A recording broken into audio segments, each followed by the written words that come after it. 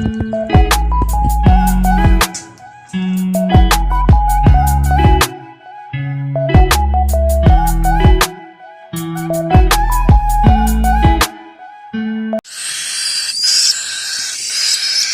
araw mga kaibon. Good day po sa inyong lahat mga kahabi. Ito na yung update sa ating hunted na kakatil mga kahabi. Ito yung parang hindi natutunawan ng kinakain niya. Pero hanggang ngayon mga kaibon may natitira pa rin. Hindi lahat na uubos yung kanyang natutunaw yung kanyang kinain mga kaibon. So, malakas na ito yung nangihina na tinanggalan ko ng laman yung trap niya mga kaibon. Dahil siguro sa sipon mga kaibon kaya nangihina siya at hindi siya lunok na at hindi natutunaw yung kanyang kinaing formula mga kaibon.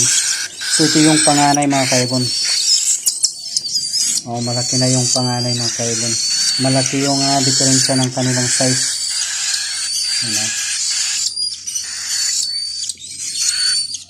Ano kaya yung kulay mga kaibon? Parang may dilaw siya na puti at black. Di ko alam kung ano nga magiging resulta ng kanyang kulay.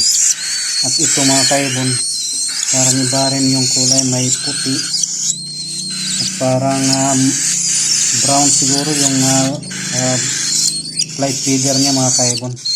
Yan puti at may maroon ay parang chocolate brown mga kaibon. Ito naman lubos na puti siguro.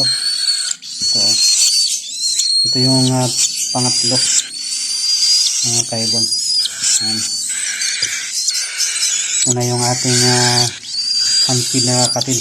At ito mga kaibon may pang-apat pa na inakay.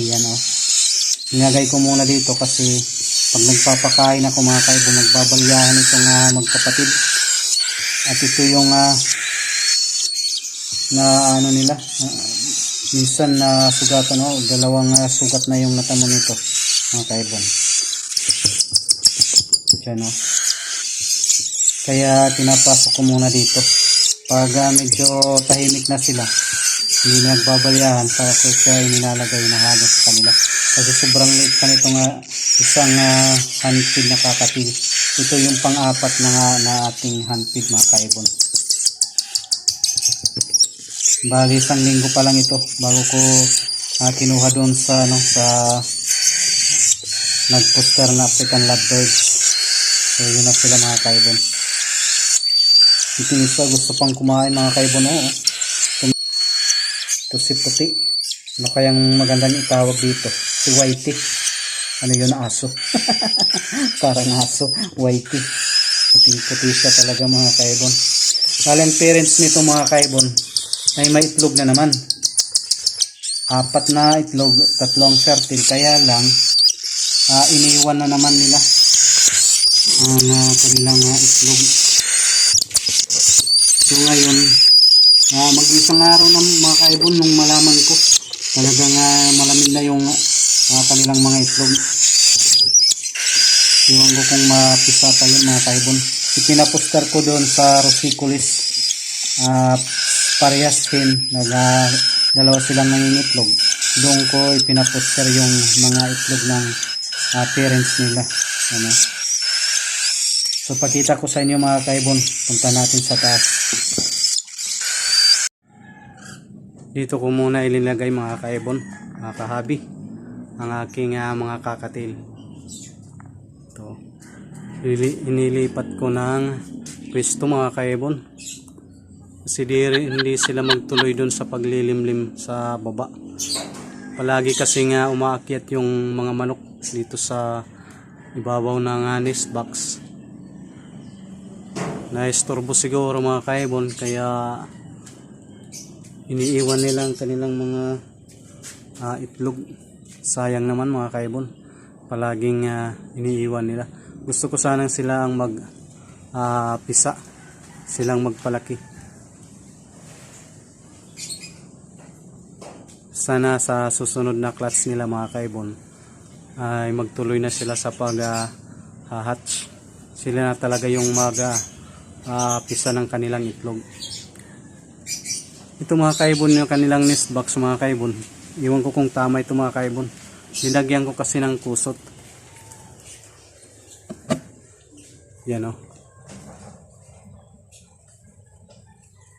Kasi ginangat-ngat nila yung nest box nila o nasisira na mga kaibon. Kaya linagyan ko ng kusot. Baka kailangan nila ng kusot. Pag-comment mga kahabi kung tama ba yung ginawa kong paglagay ng kusot sa kanila. O kung kailangan bang may kusot yung pugad nila mga kaibon, mga kahabi. So shout out nga pala tayo mga kahabi. May nagpapa-shout out na ating subscriber kay Boss Jubert Casalje TV. Shout out sa boss. At kay Ulinar Jose from Manila din ito kaibon, pero taga Calbayog siya. At si Jubert Casalje TV naman mga kaibon, Kalayaan Laguna siguro yun mga kaibon. So shout out sa mga taga Laguna mga kaibon. So yun lang ang ating munting update sa ating mga kakatil, parisang kakatil mga kaibon.